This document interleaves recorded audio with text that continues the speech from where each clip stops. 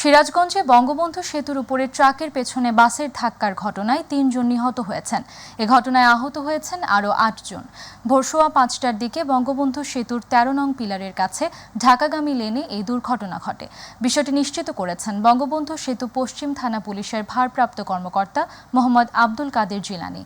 তিনি বলেন, সিরাজগঞ্জ থেকে ঢাকাগামী ঢাকা এক্সপ্রেস পরিবহনের একটি যাত্রীবাহী বাস ভোর সোয়া ৫টার দিকে সেতুর ১৩ নং পিলারের কাছে এসে পৌঁছালে চালক নিয়ন্ত্রণ হারিয়ে সামনে থাকা একটি ট্রাকের পেছনে ধাক্কা দেয়।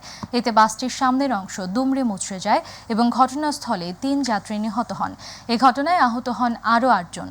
ওসি আরও বলেন, ঘটনাস্থলে পৌঁছে নিহত ৩ জন ও আহত ৮ জনকে উদ্ধার করে সদর হাসপাতালে নেওয়া হয়েছে। তাৎক্ষণিকভাবে দুর্ঘটনা কবলিত বাসটি উদ্ধার করে সেতুর উপর যান চলাচল স্বাভাবিক করা হয়েছে।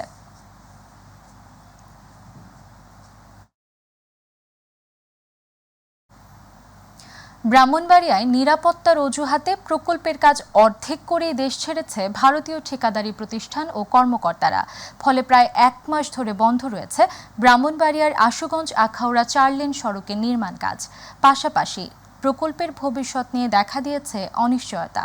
ব্রাহ্মণবাড়িয়া প্রতিনিধি আফম কাউসার ইমরানের রিপোর্ট, জানাচ্ছেন ইলিয়াস কমল।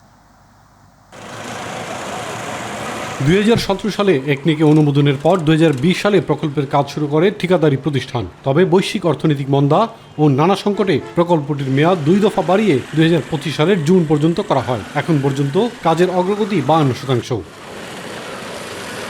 গেল ৫ আগস্ট ছাত্র জনতার অভ্যুত্থানের মুখে পদত্যাগ করে দেশ ছাড়েন সাবেক প্রধানমন্ত্রী শেখ হাসিনা। এরপর নিরাপত্তার অজুহাতে নিজ দেশে ফিরে যায় ভারতীয় ঠিকাদারি প্রতিষ্ঠান এফকনস ইনফ্রাস্ট্রাকচার লিমিটেড ও তাদের কর্মকর্তা কর্মচারীরা। ফলে প্রায় ১ মাস ধরে পুরোপুরি বন্ধ প্রকল্পটির কাজ। একই সাথে থেমে গেছে প্রকল্পের বিভিন্ন অংশের ব্রিজ কালভার্ট নির্মাণের কাজও। এতে ঘাটুরা, বিরাসার, উজানিসা, ধরখার সহ বিভিন্ন পয়েন্টের বেহাল সড়কে দেখা দিয়েছে চরম দুর্ভোগ। সংকট সমাধানে দ্রুত সরকারি উদ্যোগের দাবি জানিয়েছে ভুক্তভোগীরা।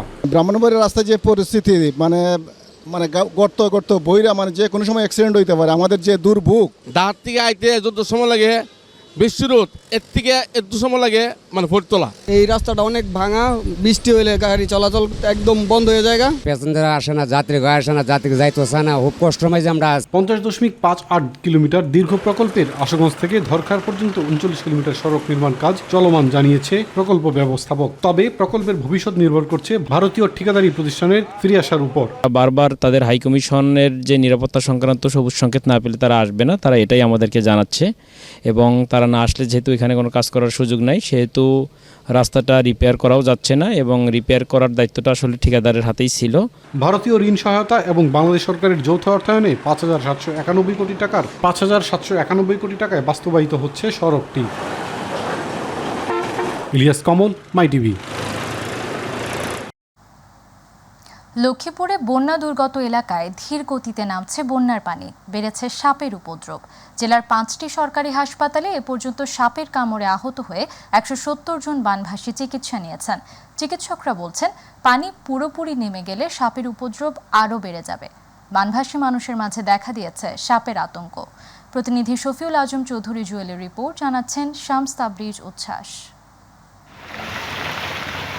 পানের পানিতে তলিয়ে আছে লক্ষ্মীপুরের 5টি উপজেলা, 1টি থানা ও 4টি পৌরসভা। পানি ঢুকেছে বাসাবাড়ি, বাগান, ছোট বড় গর্ত কিংবা পরিত্যক্ত এলাকাসহ প্রায় সবখানে। এতে আবাসনস্থল থেকে বেরিয়ে আসছে বিষধর সাপ।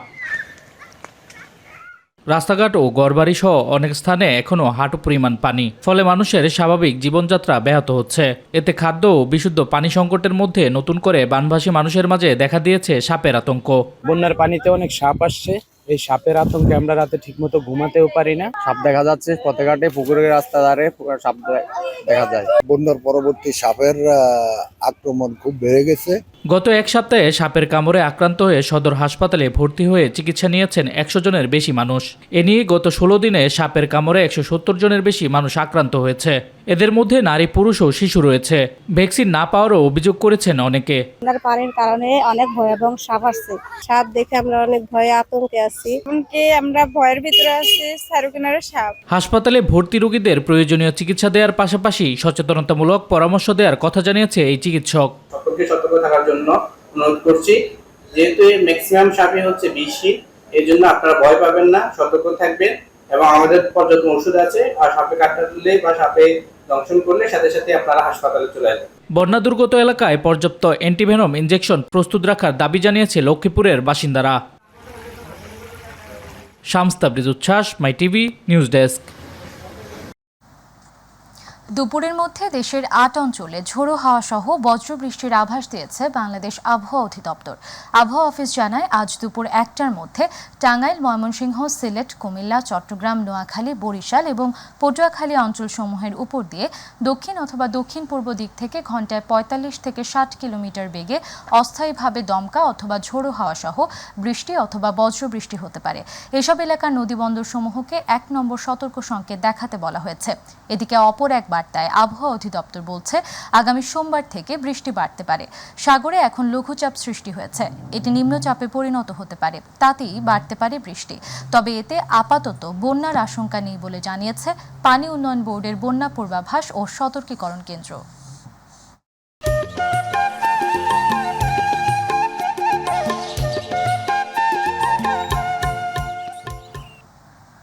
ভারতের ত্রিপুরায় আত্মীয়ের বাড়িতে মায়ের সাথে যাওয়ার সময় সীমান্তরক্ষী বাহিনী বিএসএফ এর গুলিতে প্রাণ হারান ১৬ বছর বয়সী স্বর্ণা দাস। এ সময় স্বর্ণা দাসের মা আহত হয়। মৌলভীবাজারের কুলাউড়া উপজেলার শরীফপুর ইউনিয়নের লালারচক সীমান্তে এ হত্যার ঘটনা ঘটে গত রবিবার। পরে পতাকা বৈঠক করে প্রায় ৪৮ ঘণ্টা পরে মরদেহ ফেরত দেন ভারতীয় সীমান্তরক্ষী বাহিনী বিএসএফ। এদিকে মৃত্যুর ৫ দিন অতিবাহিত হলেও স্বর্ণার বাড়িতে আত্মীয় স্বজনের কান্নার রোল যেন থামছেই না। স্বর্ণার মতো আর যেন কেউ সীমান্তে ভারতীয় সীমান্তরক্ষী বাহিনী বিএসএফ এর গুলিতে প্রাণ না হারান, সে বিষয়ে কঠোর পদক্ষেপ নিতে সরকারের প্রতি আহ্বান জানিয়েছেন নিরাপত্তা সংশ্লিষ্টরা।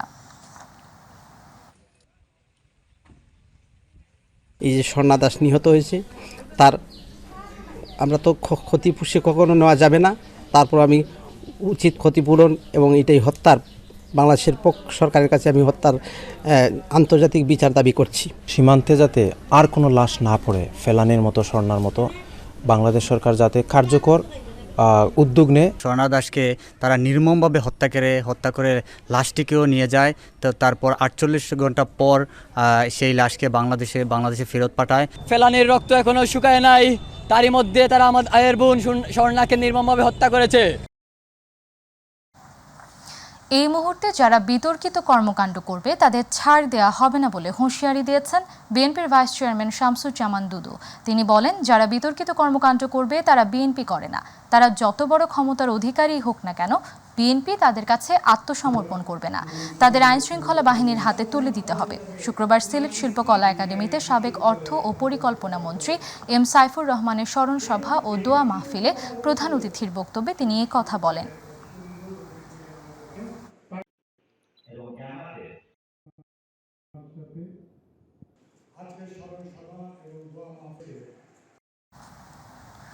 বিএনপির যুগ্ম মহাসচিব সৈয়দ ইমরান সালেহ প্রিন্স বলেছেন, জনগণের রাজনীতিকে আওয়ামী লীগ ধ্বংস করে দিয়েছে। আওয়ামী লীগ আজকে গণহত্যাকারী, গণধিকৃত দলে পরিণত হয়েছে। অপরাজনীতির কারণে আওয়ামী রাজনীতির কবর রচিত হয়েছে। গতকাল ময়মনসিংহের হালুয়াঘাটে গাজীরভিটা ইউনিয়ন বিএনপি ও অঙ্গ সহযোগী সংগঠনের কর্মী সমাবেশে প্রধান অতিথির বক্তব্যে তিনি এসব কথা বলেন।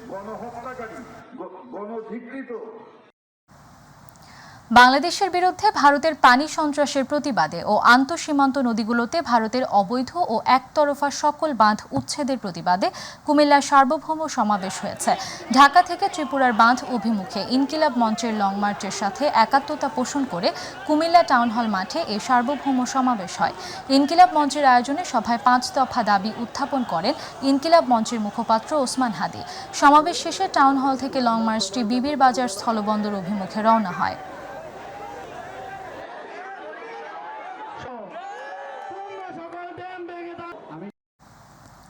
সিরাজগঞ্জের উল্লাপাড়ায় গণ অধিকার পরিষদের উদ্যোগে সম্প্রীতি সমাবেশ ও র্যালি হয়েছে।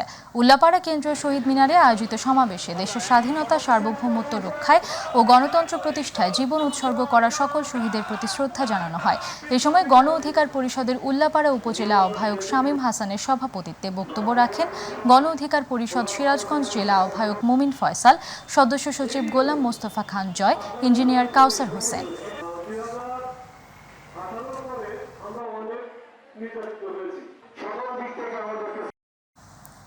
সারা দেশে গণহত্যা, দেশবিরোধী ষড়যন্ত্র ও নৈরাজ্যের প্রতিবাদে কুষ্টিয়ার কুমারখালীতে গণসমাবেশ হয়েছে। শুক্রবার ইসলামী আন্দোলন বাংলাদেশ কুমারখালী শাখার আয়োজনে কুমারখালী প্রেস ক্লাবের সামনে এই কর্মসূচি অনুষ্ঠিত হয়। কুমারখালী উপজেলা শাখার সভাপতি ডাক্তার মোহাম্মদ গোলাম সরোয়ারের সভাপতিত্বে প্রধান অতিথি ছিলেন ইসলামী আন্দোলন বাংলাদেশ কুষ্টিয়া জেলা শাখার সভাপতি ও কেন্দ্রীয় শুরা সদস্য আহমদ আলী।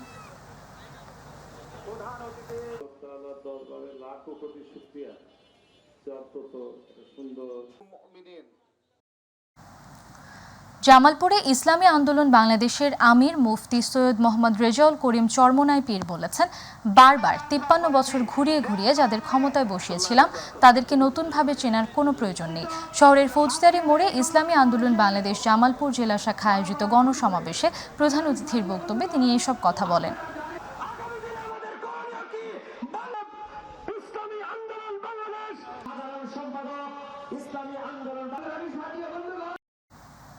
ছাত্র জনতার গণ অভ্যুত্থানের 1 মাস পূর্ণ হয় শহীদদের স্মরণে ছাত্র জনতার পক্ষ থেকে শহীদি মার্চ ও দোয়া মাহফিল অনুষ্ঠিত হয়েছে।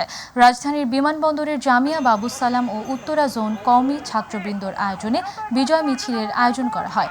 এ সময় মাদ্রাসার ছাত্ররা বিমানবন্দর থেকে মিছিল শুরু করে উত্তরা বিএনএস সেন্টারের সামনে গিয়ে বিজয় মিছিলের মধ্য দিয়ে শেষ হয়।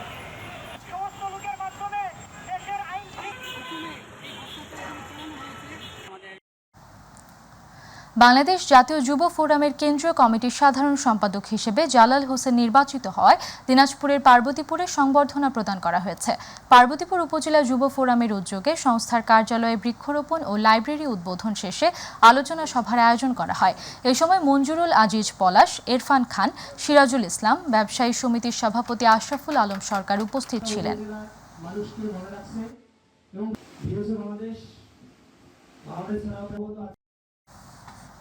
বিএনপি নির্বাহী কমিটির সদস্য মিজানুর রহমান ভূঁইয়া মিল্টন দীর্ঘ 9 বছর নিজ জন্মভূমি চট্টগ্রাম সন্দ্বীপে পৌঁছালে তাকে স্থানীয় বিএনপির পক্ষ থেকে সংবর্ধনা দেওয়া হয়েছে।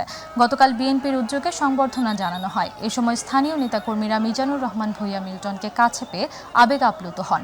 বিপুল নেতাকর্মী তাকে মিছিল সহকারে বরণ করে নেন।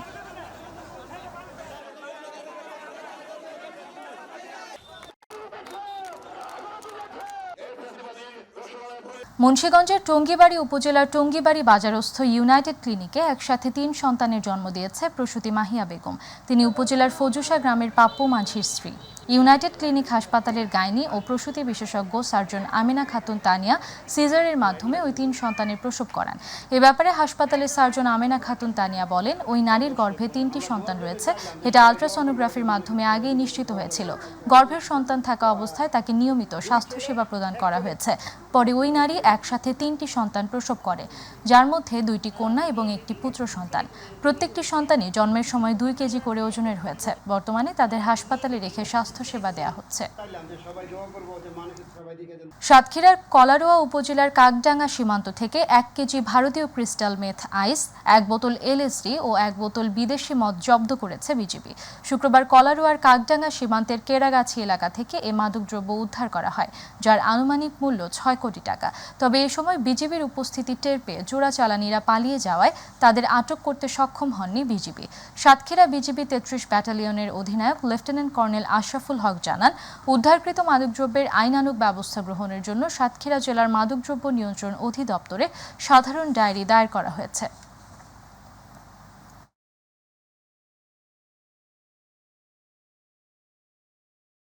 কুড়িগ্রামের নাগেশ্বরীতে বৈষম্য বিরোধী ছাত্র আন্দোলনকারী এক শিক্ষার্থীর উপর হামলার প্রতিবাদ ও জড়িতদের গ্রেপ্তারের দাবিতে বিক্ষোভ করেছে বৈষম্য বিরোধী ছাত্ররা। নাগেশ্বরী ডিএম একাডেমি স্কুল থেকে মিছিলটি বের হয়ে কলেজ মোড়ে 4 মাথায় সড়ক ব্যারিকেড দিয়ে বিক্ষোভ করে। জানা যায়, সমন্বয়ক আহসানুল্লাহ তামিম আশার মোড় হতে নাগেশ্বরী আসার পথে কলেজ মোড়ে তার উপর হামলা চালিয়ে তার মোটরসাইকেল ভাঙচুর করে দুর্বৃত্তরা।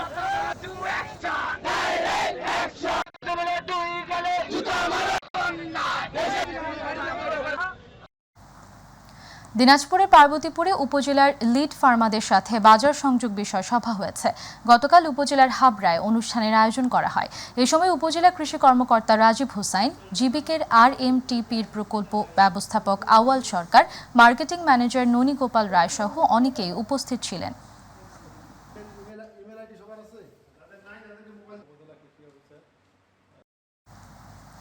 রাজধানীর উত্তরায় ছাত্র জনতার গণ অভ্যুত্থানে বৈষম্য বিরোধী ছাত্র আন্দোলনে উত্তরার সকল শহীদদের স্মরণে শোকসভা, মোমবাতি প্রজ্বলন ও আহত 2 শিক্ষার্থীর পরিবারের কাছে নগদ অর্থ প্রদান করেন প্রোগ্রেসিভ ফোরাম উত্তরা। উত্তরা 3 নং সেক্টরস্থ শহীদ মুগ্ধ মঞ্চ প্রাঙ্গণে ডক্টর প্রফেসর আবু রায়হানের সভাপতিত্বে ও শাফি আহমেদ শফিকের সঞ্চালনায় এই আয়োজনে প্রোগ্রেসিভ ফোরাম উত্তরার সদস্য ছাড়াও শিক্ষার্থী সহ নানা শ্রেণী পেশার মানুষ অংশ নেন। শোকসভায় রঘু অভিজিৎ রায়, জাকির হোসেন, হামিদুল ইসলাম, দেবাশিস কর্মকার, শিক্ষক হেলাল উদ্দিন, শহীদ ছাত্র পরিবারের সদস্যবৃন্দের পক্ষে জুবায়ের হোসেন উপস্থিত ছিলেন। কোটা সংস্কার আন্দোলনে মাদারীপুরে নিহতদের প্রত্যেক পরিবারকে 2 লাখ টাকা করে আর্থিক সহায়তা দিয়েছে বাংলাদেশ জামায়াত ইসলামী। শুক্রবার সদর উপজেলার ঘটমাঝি এলাকায় সংগঠনের পক্ষ থেকে কেন্দ্রীয় কমিটির সহকারী secretary general AHM Hamidur Rahman Azad এই অর্থ তুলে দেন নিহতের স্বজনদের হাতে। মাদারীপুরে কোটা সংস্কার আন্দোলনে 3 জন নিহত হয়েছে। এছাড়া রাজধানী ঢাকা সহ বিভিন্ন এলাকায় মারা গেছেন মাদারীপুরের আরও 12 জন। মোট নিহত 15 জনের পরিবারের মধ্যে 11 জনের পরিবার সহায়তা প্রদান অনুষ্ঠানে উপস্থিত ছিলেন।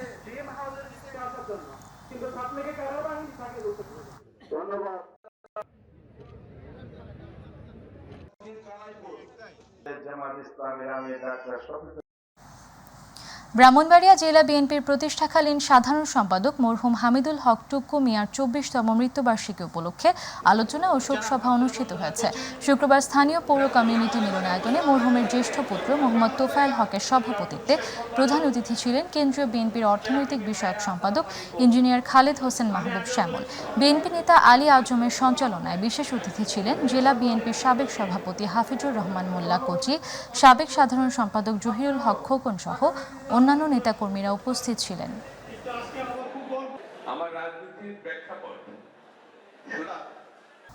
টাঙ্গাইলের ঘাটাইলে 4 দলীয় ফুটবল টুর্নামেন্টের ফাইনাল খেলা অনুষ্ঠিত হয়েছে। গতকাল ঘাটাইল সরকারি পাইলট উচ্চ বিদ্যালয় মাঠে এই খেলা অনুষ্ঠিত হয়। খেলায় রাইসা ফুটবল একাদশ বনাম ইয়াং ফুটবল একাদশের মধ্যে ফাইনাল খেলাটি অনুষ্ঠিত হয়। এই সময় ইয়াং ফুটবল একাদশ 2-1 গোলে জয়লাভ করে। ঘাটাইল পৌর বিএনপি যুগ্ম সাধারণ সম্পাদক মোহাম্মদ আলীর সভাপতিত্বে অনুষ্ঠানের প্রধান অতিথি ছিলেন সিনিয়র শিক্ষক খলিলুর রহমান।